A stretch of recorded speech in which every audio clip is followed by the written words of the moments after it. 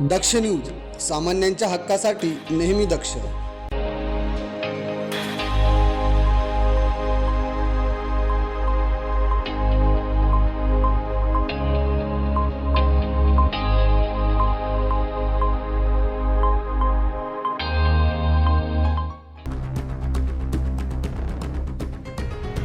नाशिक जिल्ह्यातील मालेगाव शहर पुन्हा एकदा हादरला आहे. अजूनही डोंगराळे भागातील एका चिमुकलीवरील अत्याचार आणि हत्येची घटना ताजी असताना मालेगाव परिसरात 14 वर्षीय मुलीवर पुन्हा एकदा लैंगिक अत्याचार घडल्याची धक्कादायक बातमी समोर येते.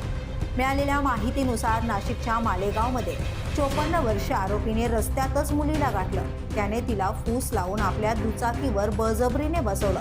त्यानंतर आरोपी सुसाट दुचाकी चालवत मुलीला गिरनार धरणाजवळ घेऊन गेला आणि तिथे तिच्यावर बलात्कार केला. या दरम्यान मुलीच्या आरडाओरड्याने स्थानिकांचा संशय बळावला. त्यांनी तडक आवाजाच्या दिशेने धाव घेत आरोपीला रंगेहात पकडलं आणि मुलीची सुटका त्याच्या ताब्यातून गेली. गावकऱ्यांनी ही घटना पोलिसांना कळवली.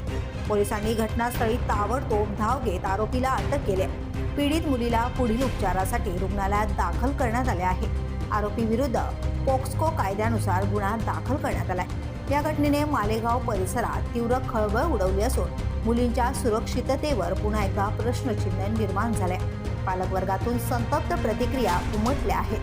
मालेगावमध्ये घडलेल्या या धक्कादायक घटनेमुळे समाजात संताप आणि चिंतेची लाट उसळली आहे. अनिकेत मशीदकर, दक्ष न्यूज, मालेगाव.